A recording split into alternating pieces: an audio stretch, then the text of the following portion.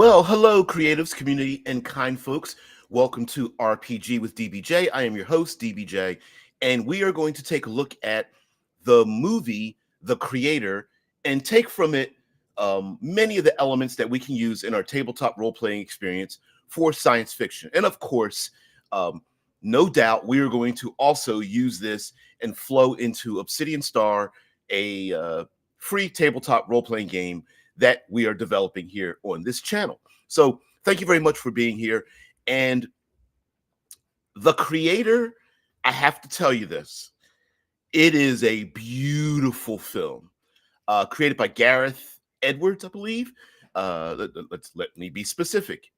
Gareth Edwards, who comes from a uh, digital CGI background.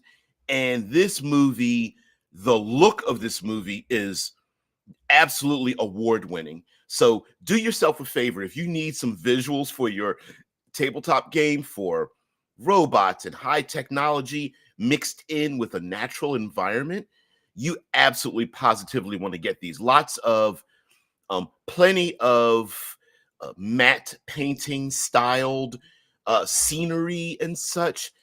Absolutely a beautiful movie. But we're not here for the beauty of the movie. We're also here for the storytelling elements. Um, some have said that the plot of the movie isn't very original, that it does fall along a lot of sci-fi tropes. So if you're a science fiction aficionado, many of the tropes that you're going to find in the movie aren't very original.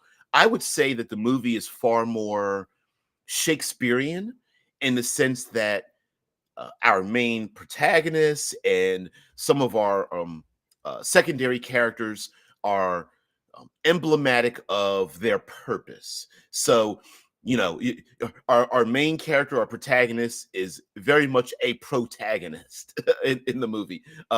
We have ourselves, a lot of tropey characters are not very nuanced. So we have an innocent child. We have the femme fatale. We have the evil enforcer. We have the loyal right hand man, and they all basically fit into their own particular tropes. So unfortunately, not a lot of originality in that.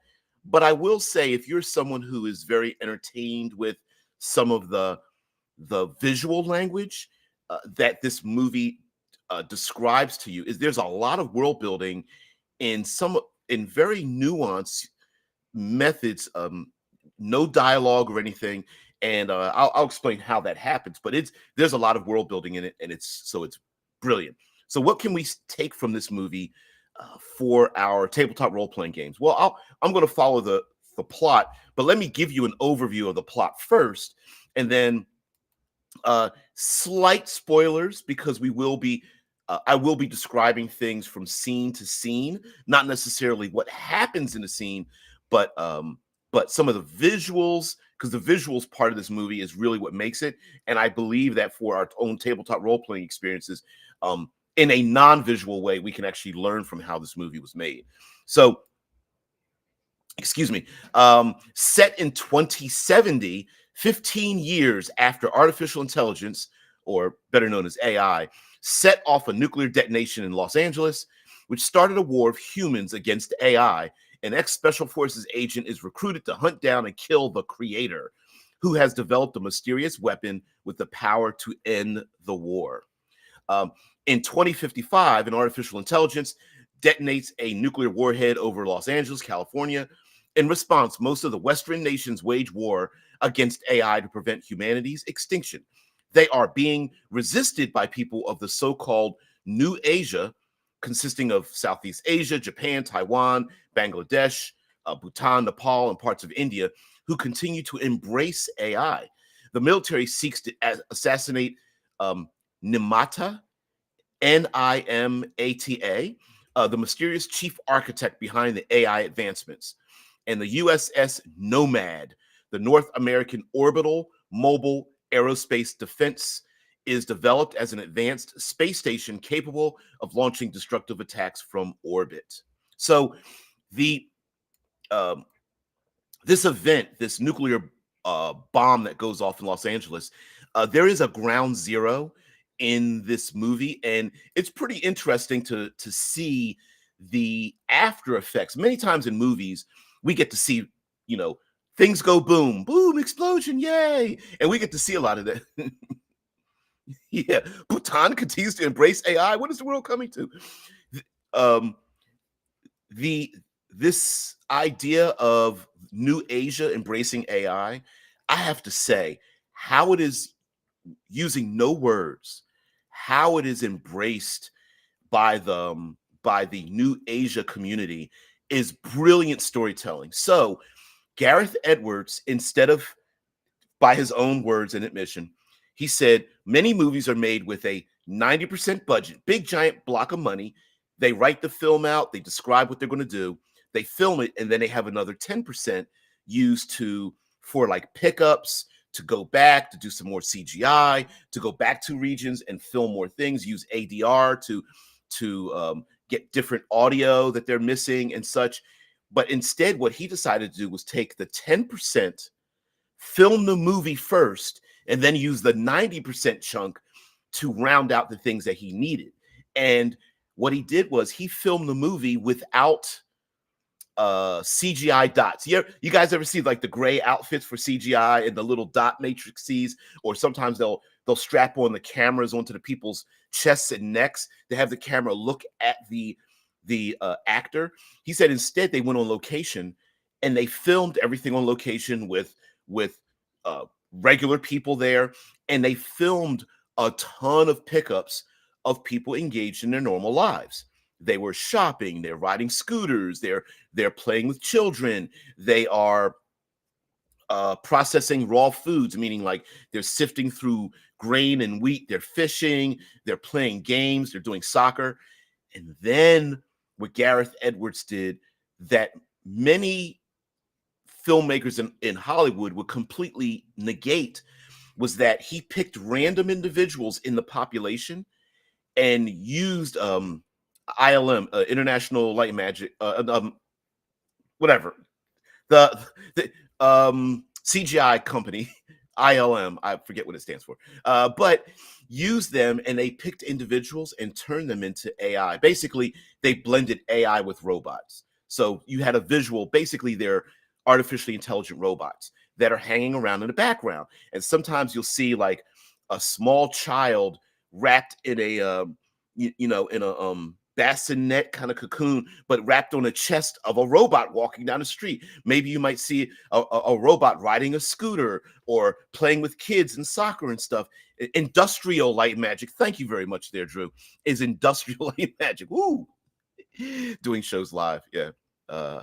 I often, my mouth has a fart-like vomitous nature to it. So what ends up happening is the AI come across so much more sentient and human by literally turning humans into the robots, and they are scattered in the backgrounds, so they're not saying things or doing things that you would recognize. But when you see a robot picking through fish at the local market, or a robot having a small child on their shoulders and just kind of singing a song or whatever, the AIs are speaking different Asian languages and such to each other and other people around. It's really interesting, and it makes it so much alive. Now, the detonation that happens in Los Angeles, we can steal from that, because we often see big things go boom, but we often don't see the after effects.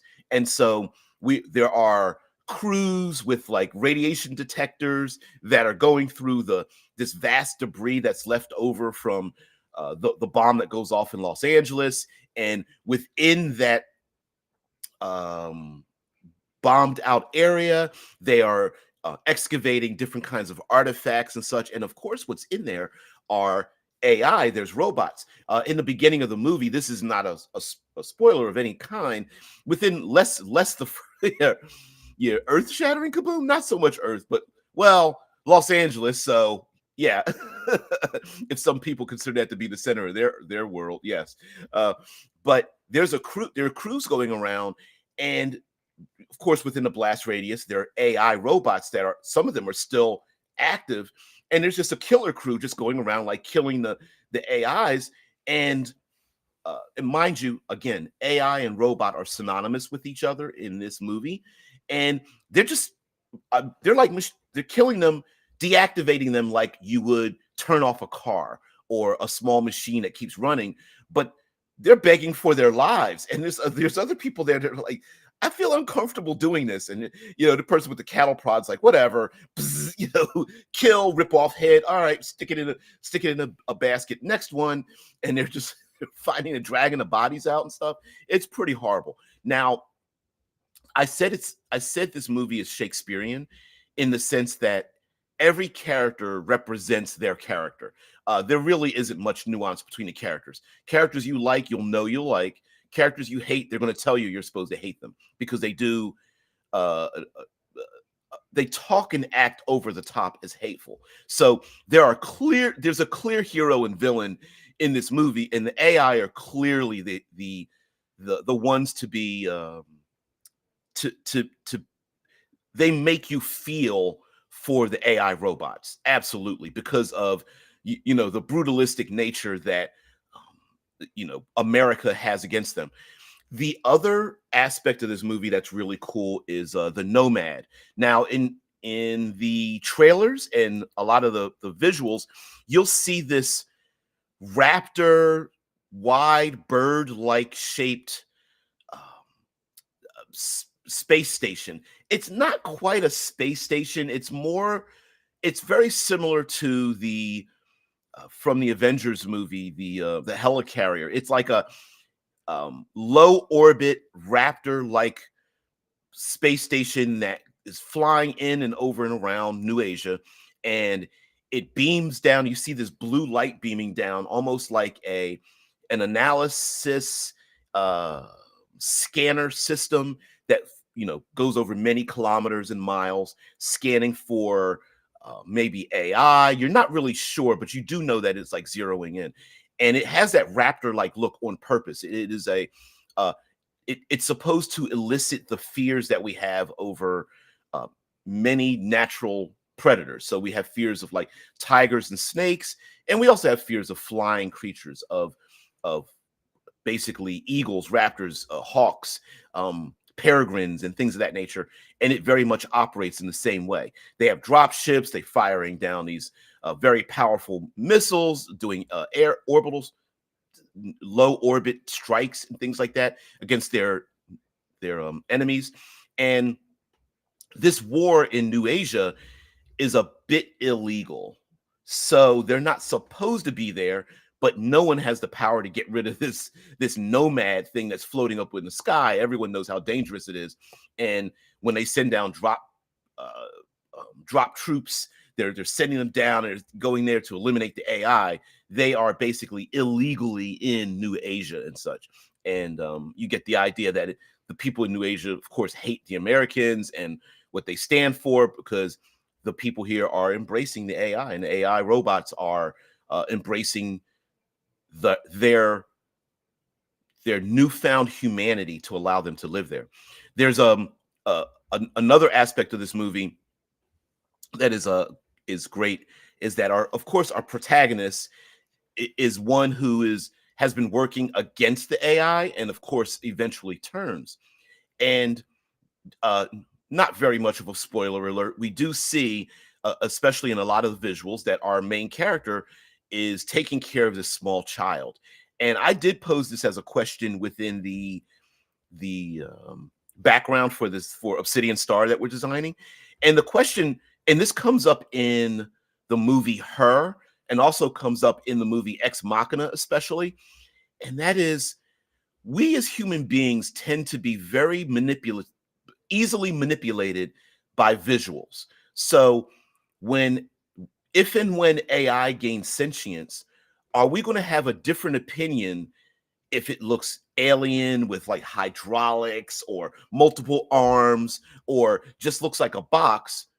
Or will we feel more attachment to it if it looks like a beautiful woman, a small innocent child, and elderly gentlemen, right? Like these are just skins that are wrapped over them, and many of the AI robots, the early AI robots, you can tell they look a little bit rusty. There's paint chips on them, and they clearly have boxy, like flattish, boxy heads with hydraulic neck ligaments and fingers that are mechanical.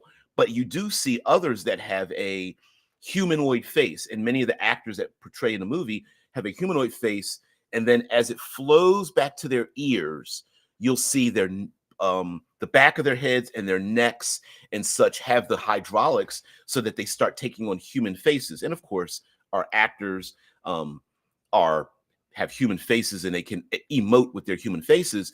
And the the fact that the AI system portrays like men, women, different ages, groups, and things, of course, we have an attachment because when we see human faces and human faces that are in duress, we, at least people who have a who have human emotions are connected with their emotions, have a much further connection with AI.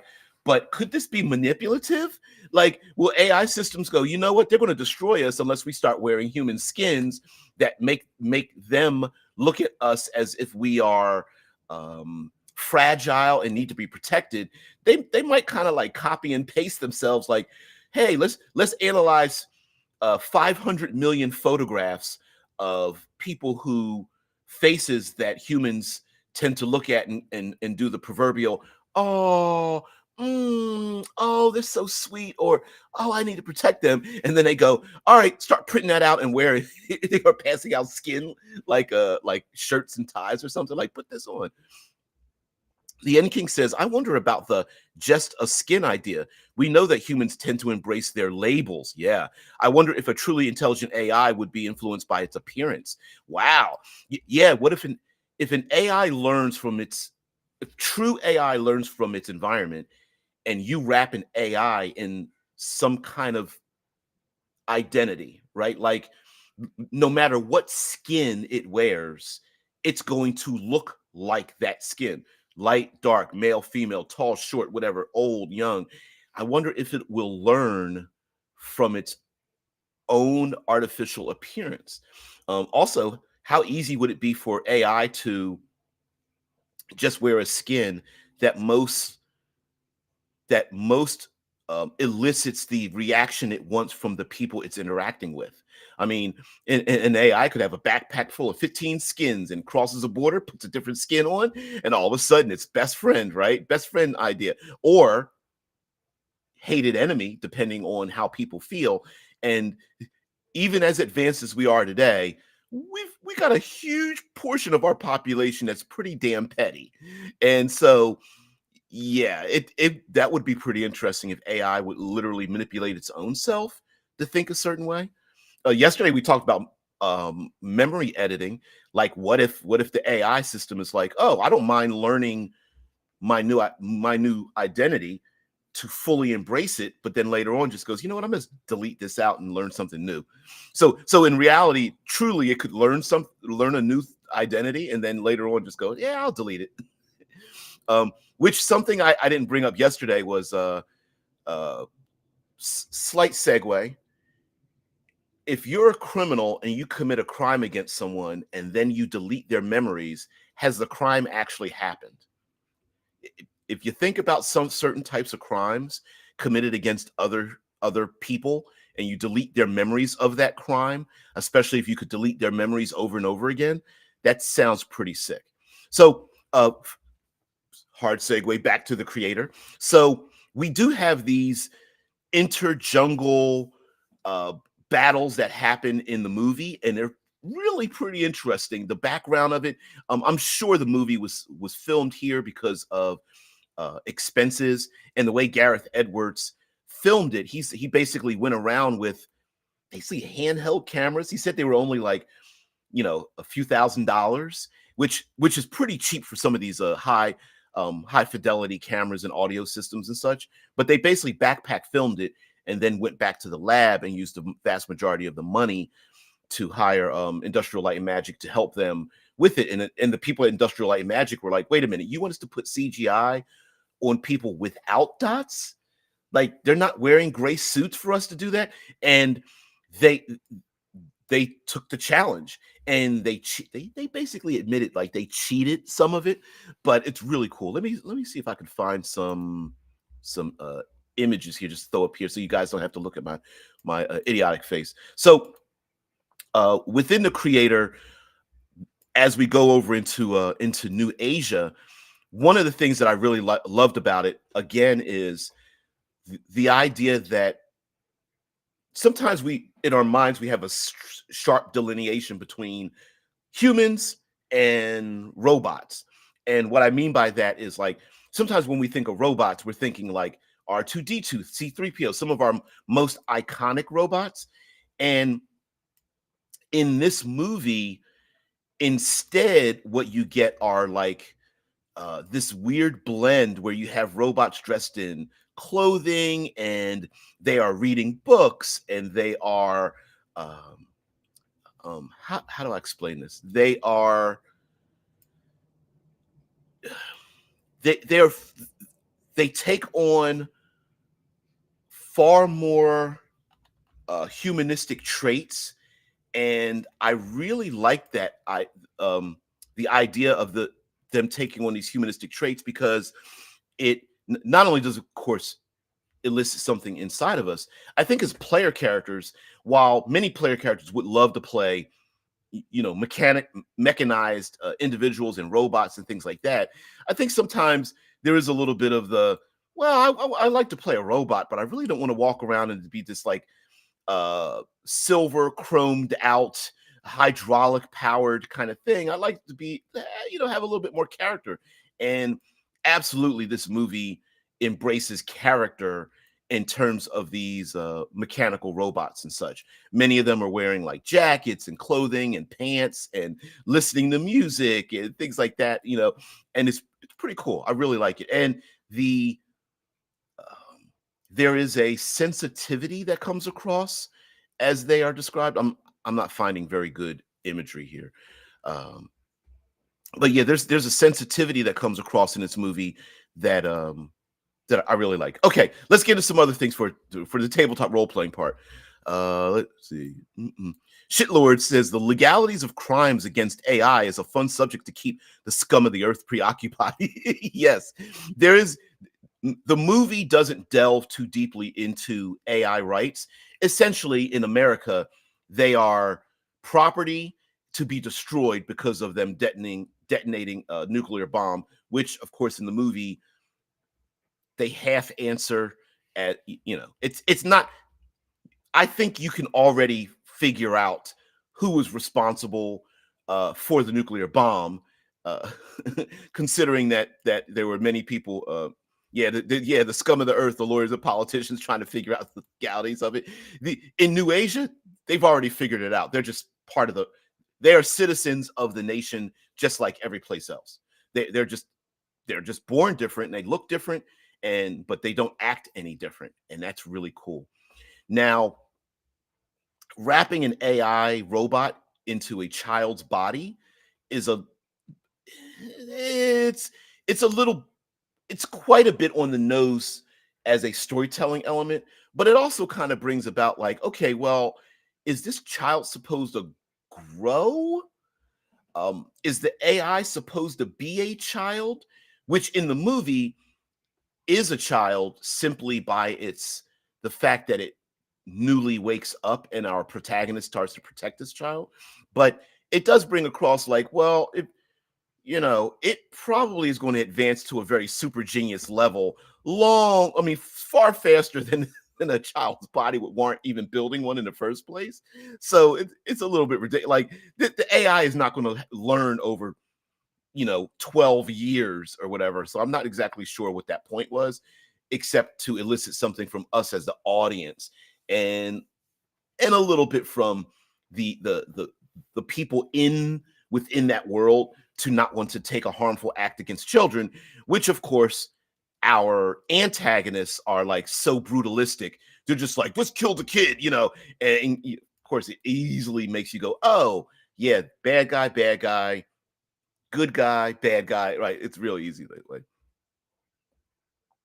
See, you know what? Yeah, yeah, yeah. That's why we have to do the gamer and dollhouse as one of our traits. Yeah, because they already have children AI, styles to keep the politicians busy. Yeah, right? Creepy, right? And that also brings about the oncoming AI apocalypse. I think we fear AI systems becoming sentient because it's like post-apocalyptic storytelling. When society falls, most of those stories are about not about the apocalypse, but about how horrible we are. Like when we take away civilization, human beings tend to become we devolve into sadism and deviance and things like that. And I think the same can be said for high technology and AIs and robots, that the more advanced they get, the more we reflect upon them and we start portraying our worst selves. There was a television show, both British and American, called Humans, with the A upside down or something like that, where one part of the show there was a family that decided to hire.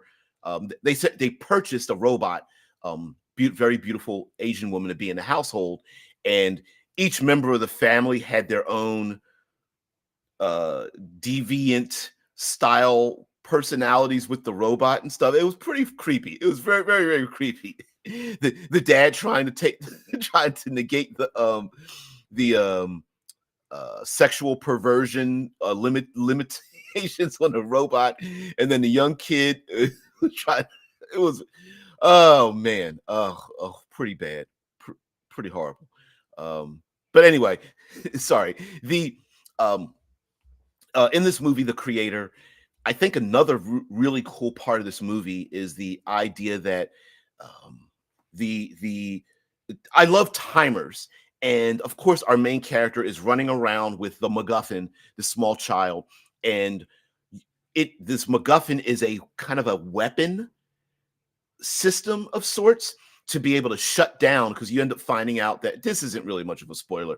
The small child can activate and shut down nearly any electrical digital system and things of that nature.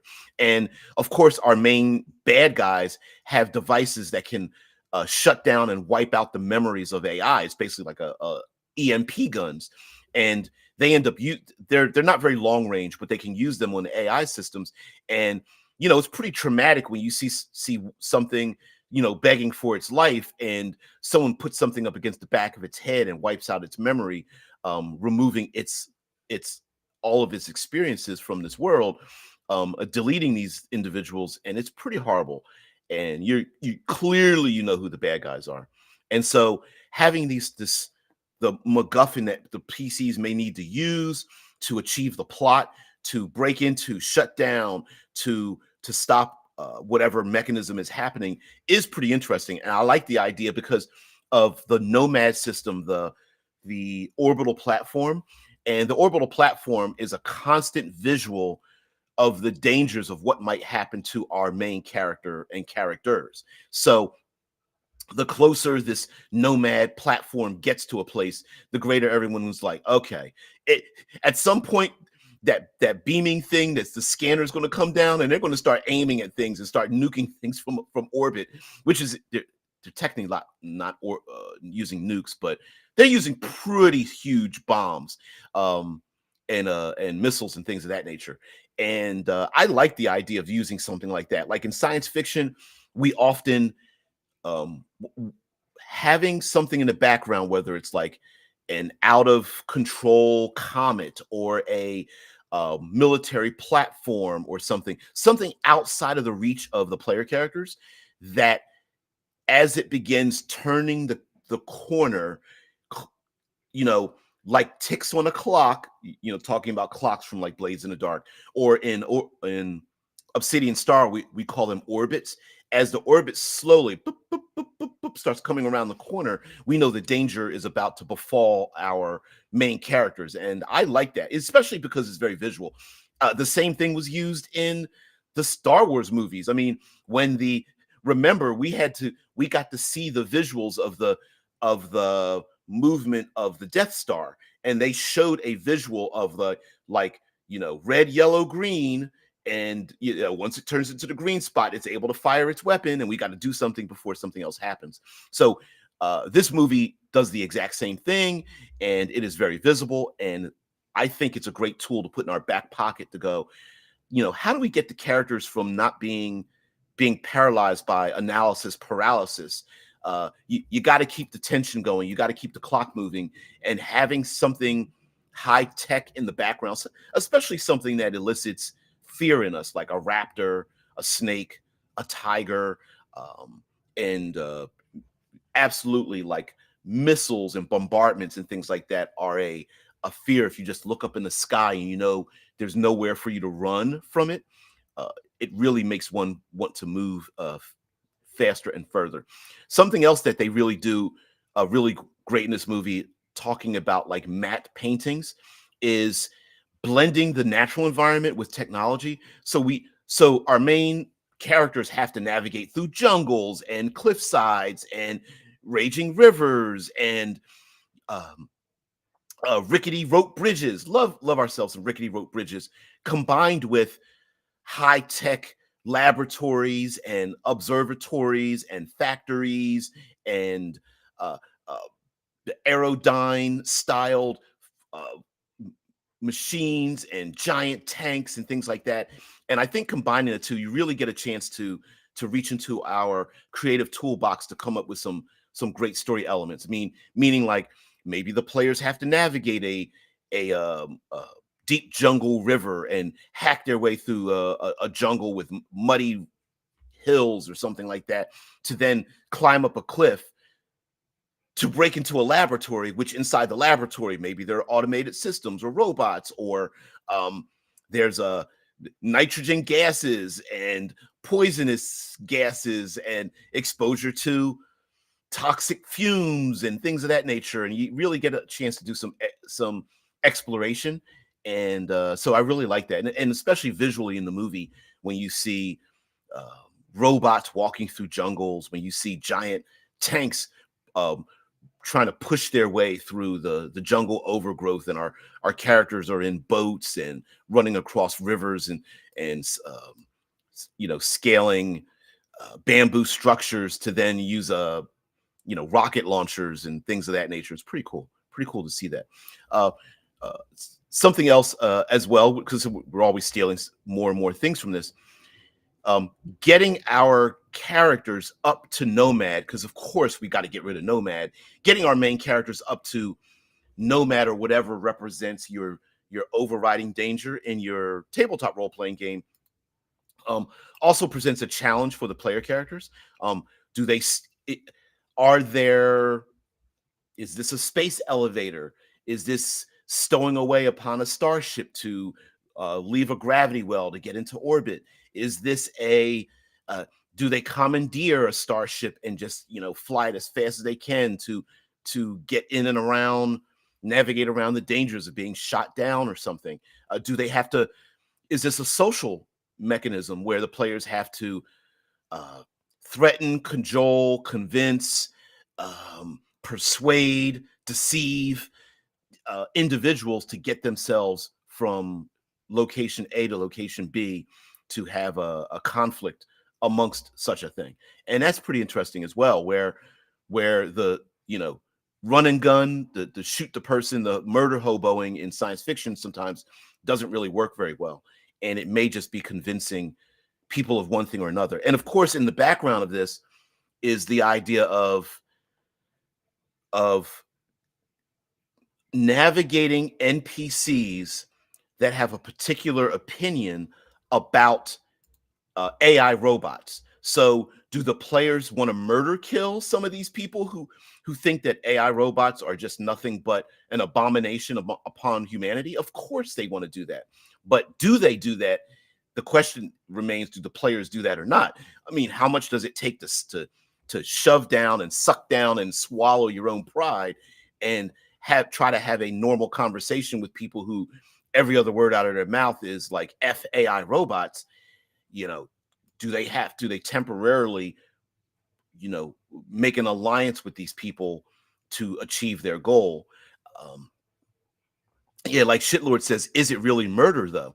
And that question is actually brought up in the movie because through the words of the child, because the child is the innocent, and the innocent, it's a lone wolf and cub situation. For those who are not familiar with lone wolf and cub, uh, in that storyline, the lone wolf is the master warrior, samurai or something. He's the warrior and has no skills with children, and then has to take care of Cub, the child.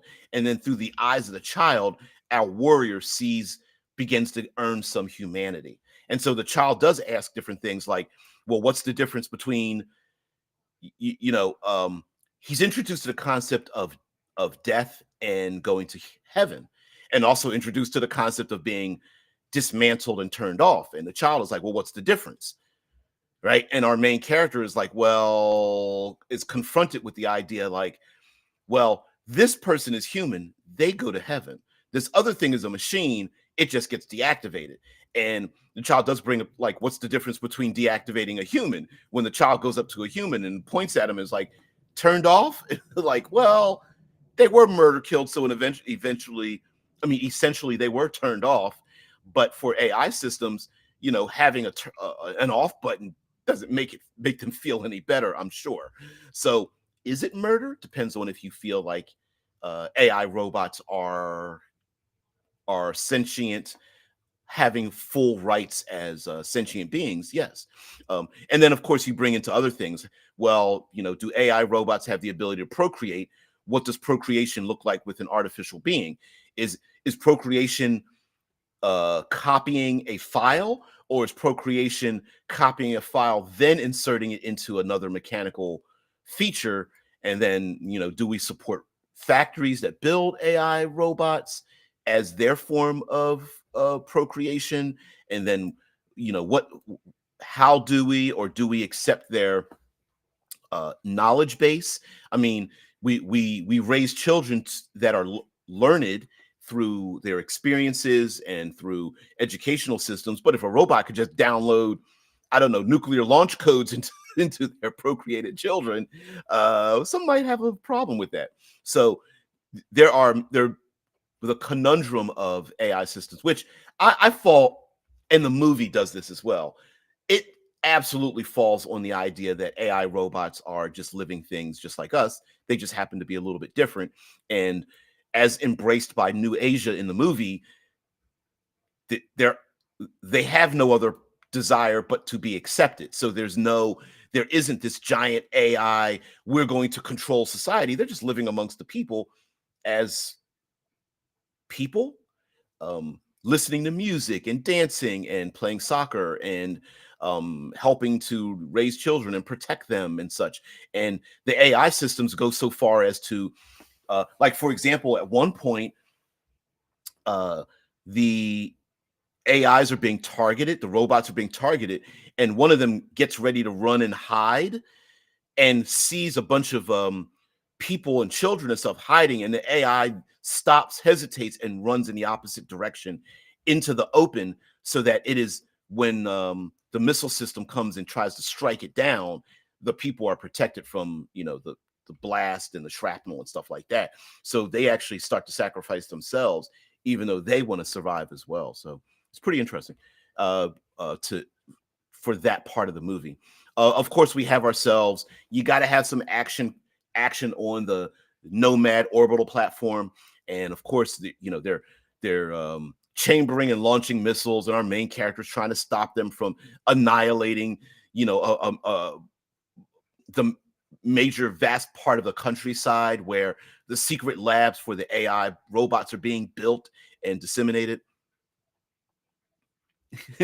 Shai says they have victim dolls for psychos too. That was my other question about, like, virtual reality and high technology. Like, would we accept a world where the most vile and deviant people in our society are given their own little slice of heaven, of technological heaven, if it means the rest of us are uh, exempt from their um, evil and vile and lethal and dangerous and sadistic behaviors. Like, for example, would we would would we and should we have VR worlds and goggles that, I don't know, pedos have access to, or sadists have access to, or something like that, right? Like deviant, what we consider in modern society deviant behaviors.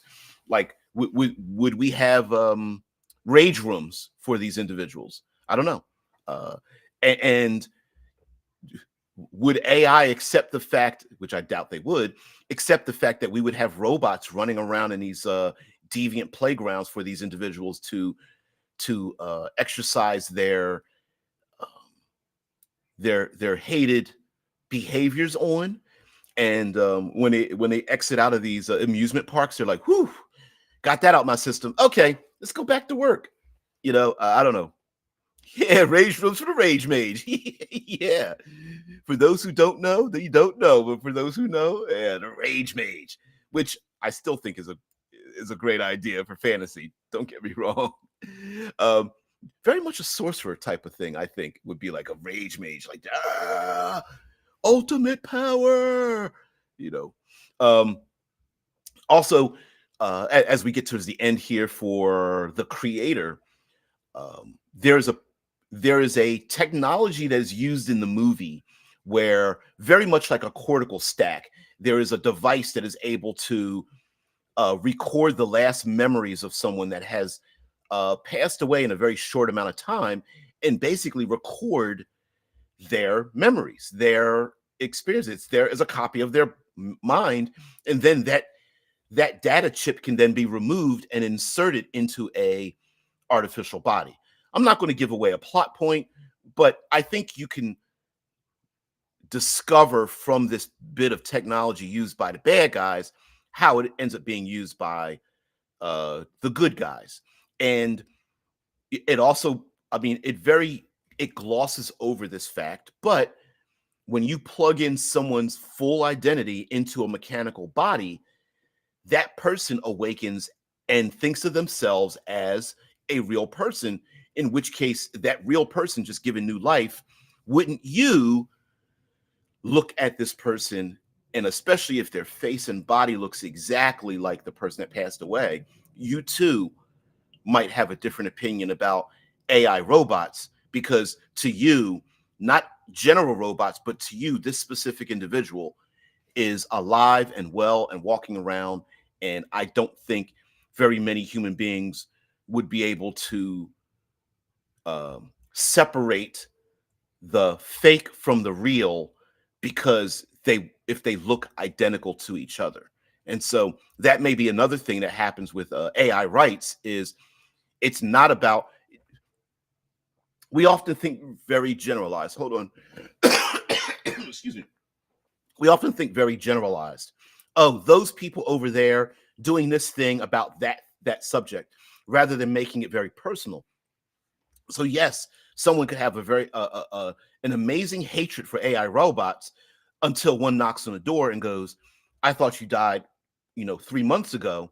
You're here, standing here. You're sitting at my dinner table." And then what they do is they show their arm and realize it's mechanical, and it's like, well, I'm a copy of the person that you loved, but I'm still here. And but they're wrapped in a skin. Now there can be, I can see there being a little bit of a dissonance, a kind of horror in it, like you are a facsimile of the person I used to know, and you're wearing their skin, and you need to take the skin off because I can't stand it. There may be a bit of uncanny valley as well. Maybe there's a small but true population that, no matter how intricately detailed AI robots can be to resemble humans, maybe there's some people that just cannot get over the uncanny valley.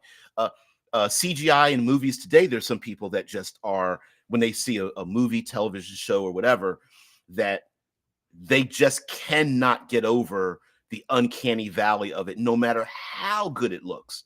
Um, and so there may be people that just rub the wrong way. The opposite of that would be, even if they just act human, people might go, yeah, they're human.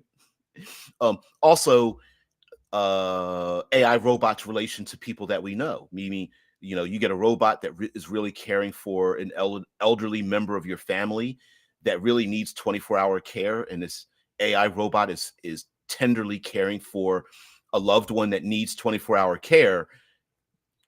We in turn may have a lot of love and admiration for this AI robot that is nothing but gentle and caring and 20 eternally vigilant in their protection for one or more of your family members or best friends or a loved one or something like that. So I could see that being a thing. And the enemies of such may feel like every time an AI robot gets that much closer to human, the more they fear that humans will be wiped out. That will be we will be outbred by the mechanisms.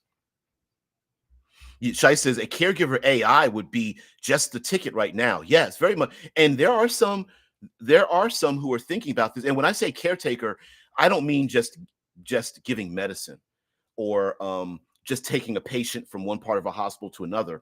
I'm talking like reading books or singing a favorite song or rocking a child to sleep or um, just finding a blanket for someone and noticing that they're cold and just putting a blanket around them, reminiscing with an elderly patient about older things, keeping their minds fresh, or if they are suffering from, say, something like Alzheimer's, um, easily flowing from present day to remembering the past and having no judgments about the mental conditions of the people around. I mean, could you imagine an AI? I think an AI robot that is eternally patient with a patient would absolutely change medicine because we humans get tired. I mean, and no matter how good, no matter how Mother Teresa someone is, at a certain point they got to go to sleep. They get tired, they get frustrated because they can't help this person. And an AI robot that someone that gets mad and spills their food on the floor and I hate you, and the robot just goes and cleans it up, gets some more food, here you go, spills the food, robot cleans it up, gets some more food, here you go, yeah. Ha ha ha ha. Shai says, ideally one that dispenses a variety of intoxicating substances. I could use a drink right now. AI opens up his chest. I knew you would say that. Here you go. I'm carrying about 5 kegs on my back right now. You know, got the little keg handle right on his nose, just like right out of his mouth. Here's a drink. Hey, you're the best. You're the best dude. AI is like, well, thank you. I've got whiskey on my left shoulder. I got some brandy on my right shoulder. Got some vodka hanging around my crotch. Oh man. So yeah, the creator, if you have an opportunity to see this movie, go ahead and take a look at it. Like I said, it's more of a visual fest than an excellent storytelling thing. No offense to the writing. Like I said, it's more Shakespearean. So if you embrace the idea that the antagonists are absolutely the antagonists, and each character represents uh, a more intricate storytelling element to get us to think about ourselves and our relationship with technology. I think you would very much enjoy the movie. Shai says, I meant more like morphine and stuff for people who are on their way out. I would think that a medical AI robot would probably have that, would be able to dispense certain types of medications and things like that. And now, not done illicitly, so that like you said, like morphines and other types of drugs and things would be dispensed by this robot. Yeah, absolutely. And also have the judgment to not dispense those things, or if we, as the modern medicine is moving more towards quality of end of life. So not necessarily ending life, but having more of a quality at the end of life. I could see an AI system, AI robots also doing the same thing. Um, you know, yeah, where they would allow someone to have an end of life with a lot of comfort at the very moment of the ending of their life, 24 hours a day. Yeah, AIs would be better at taking care of people who are just about to die and not be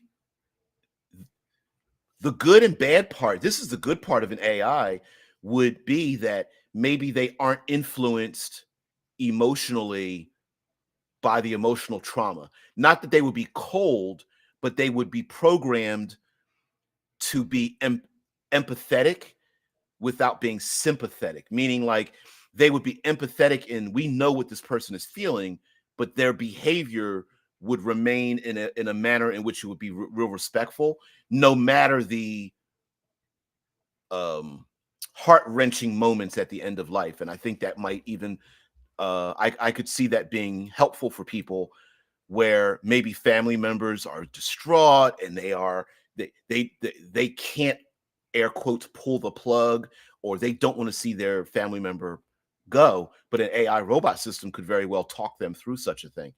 Like for me, um, uh, I am of the opinion that it's not about me. Many people are I find selfish in our desire to want to keep people around us. And it's not about us, it's about letting the individual go so they aren't in pain any longer, despite the fact that I may lose out on someone that I hold very dearly. And so I'm very much in the camp of people should have the dignity to uh, exit life in a manner that with dignity and respect and comfort, despite the fact that I'm like, nah, I really like you to hang around 20 more years, for my lifespan. Uh, so, guys, really check out the creator. Of course, the creator is the science. The title, the creator, is about the scientist that is the brilliant individual who has been helping AI maintain even more and more sentience. We pretty easy from the trailers and the imagery to find out who the creator is. Also, our main protagonist, of course, is running around with this child like MacGuffin weapon or something. I would say that that's not a very good MacGuffin if you are doing a role playing game. In a movie, in a story, a novel or something, not too bad. But in a role playing game, there's probably a high percentage chance that that child might undergo some kind of very harmful effect, and you're stuck with, is the child um, an immune MacGuffin that never gets injured, in which case that might take some players out of it, or is the child under threat, in which case some players may not want to have child harm in their tabletop role playing experience. So I would suggest not having something like that. Um, Also, singular MacGuffins tend to get destroyed, lost, stolen, things like that. So having more than one widget that the players can acquire to solve the issue might also be pretty important. So I think multiple MacGuffins in multiple dangerous locations for our players to acquire is far better than having singular MacGuffins. Because in a role playing game, you can't predict what's going to happen. Some players are can be a little bit sociopathic as well. They'll take the kid and throw him off a cliff or something like that, and you're just like, it's like having an NPC, a singular NPC that's got an important piece of information. My suggestion is don't do that. Don't do the singular NPC thing, because chances are players are either murder kill the NPC or ignore the NPC, and they'll never acquire that bit of information. What you do is you have the information, you have NPCs, just match the two. The most the NPC that has the most contact with the players, that's the one you give the information to. So yeah, multifaceted MacGuffins for the 21st century. um, do you mean min maxers or McMinimans? They're just, yeah. You got to have multifaceted MacGuffins. Uh, yeah, you have to, because once you have a singular program, crystal, alien artifact, um, AI in the pocket, something like that. You know, the one scientist that can stop the ultimate weapon from implosion weapon from activating a black hole that's going to take out the galaxy or something like, you know, what, not even an NPC, a player character will bring about the death of that damn scientist, or destroy that computer chip, or delete that AI system, or what have you. So yeah, having multiple ways to acquire the MacGuffin to solve the situation, I think is a good idea. Um, Lastly, I do think that much like how the creator was filmed, layering, how do I say this? Uh, Filmmakers use design language to give us a sense of how we should act and or react to our environment and our NPCs. For example, a very simple design language used in movies is to embrace, in an artificial world, embrace our um, positive NPCs and protagonists in the natural world. So, for example, Shai says, I wish the people who made the final Star Wars movie knew about multifaceted MacGuffins. Yes. Like, oh, I have a device that if you hold it up at a proper angle, it'll let you know where this other device is. And it's like, wait a minute, but that was a starship that crashed. Who made the thing that made you see the thing to find the thing that doesn't make any sense? Yeah, I wish 99% of all 80s arcade game designers knew about multifaceted MacGuffins too. Yeah, there's a lot of there's a lot of video games where it's like you can't get past this level unless you get the blue key card to get you through the door, right? And it's like, come on, really, one single thing, and now I've got to run back through the game to go find that damn thing. Yeah, it should be multifaceted. Especially if the MacGuffin is made out of multiple pieces, then you can kind of get away with like, oh man, we lost a key. Well, there's a fourth key on Arcturus, the planet in the third solar system, you know, whatever, right? Like having a way to having like 7 keys that could be plugged into 4 different locations that have 6 different outcomes is a far better mechanism than the one key to do the one thing, to stop the one thing, to do the one thing. Sorry there, latest Mission Impossible Dead Reckoning. Your MacGuffin is a little bit ridiculous as well, right? But yeah. Yeah, they're all just kill the evil, you know, fill in the blank, right? Yep. Kill the evil XXX. Yeah. Just kill the evil blank, get the thing, go ahead, kill the other evil thing to get the blank. Yeah, from the 80s. Yep. You're so right. You are so right. Now as it advanced more towards like the Zelda-ish solve the puzzle games, at least they became more like puzzles, but a lot of them were you can't get through the end of the puzzle unless you acquire the one thing that you got to go back and find. But yeah, it's Star Wars and many of these other design language. If you wrap nature around artificial objects, they take on the aspects of nature. So many times, as used in Star Wars design language, at least the original movies, our good guys always came from the natural environment: stone, jungle, rivers, animals were around, always very organic. And our antagonists, black and white, chrome, steel, very, very, you almost get the sense of smell of cleaning fluid and things like that. Very antiseptic is what I'm thinking of. Very clean lines, things like that. Reflective, something that's not very, very common in the natural world. Whereas a lot of times our heroes, if you take a notice, how many times have our heroes been wrapped in cloaks, wrapped in khaki colors, wrapped in camouflage. And so even in the creator, as you see it in the lot, let me I'll put this up here. So even in the creator, a lot of the many of the posters and other things that are out there, you get to see that our character is wrapped in a cloak in brown colors and scarves and things of that nature, normally made of like linens and cotton and leather. And so they are natural things. And of course, they end up being a little bit dirty, scuffed boots, peeled paints, and things of that nature. And so wrapped in these colors. Of course, the small child in this imagery is in a like a white, almost medical outfit, maybe to show a little bit of the purity as well. Um, so yes, and the small child is a she, and so even her hair hasn't grown out yet.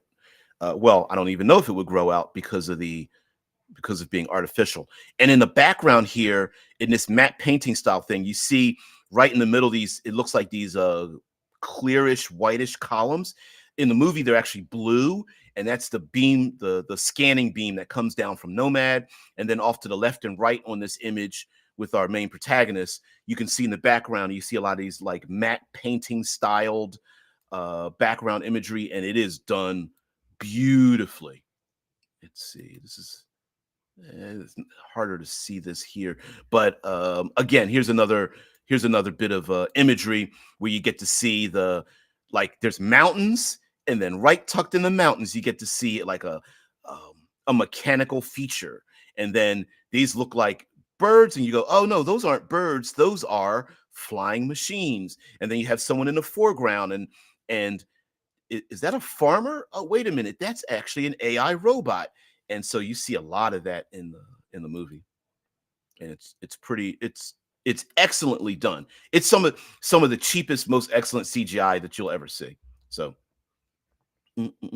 guys, thank you very much for being part of the show. I do really appreciate it. I know it's Friday, the end. We will be continuing this with such movies and television shows as Tenet, Avatar, especially Shogun. Shogun is airing here in the States on Hulu. FX, basically FX, which is part of Hulu, which is how I'm watching it. It is brilliant. I remember the original. I have the original book Shogun, and seeing the original back in the 80s. So absolutely positively check out Shogun. Let's see let's see if we could find something here. Yeah, we're going to share this instead. This show, only 2 episodes have aired, and this show is absolutely positively brilliant. It is excellent. You have to, please. Are we talking about more movies next week? Yes. Yeah, we'll do that. We'll do some more movies. Gamer, Dollhouse, Shogun, Tenet, Avatar, maybe Altered Carbon, Dark Matter, things like that. So yeah, we'll do some more. And what I may do is shorten out my descriptive part of it so we can do more Obsidian Star business, because I there's a lot more that I have to upload in Obsidian Star, and the comments that are part of the document, I've gone in and changed some things and things like that, upgraded some things as well. So we're going to get into that. I'm designing a faction system, so I'm using factions as a not an anagram. Every letter of the word factions will be able to build factions. You will be able to build habitats by using each letter of the letters of the word habitats to build artificial habitats, and to run games within Obsidian Star.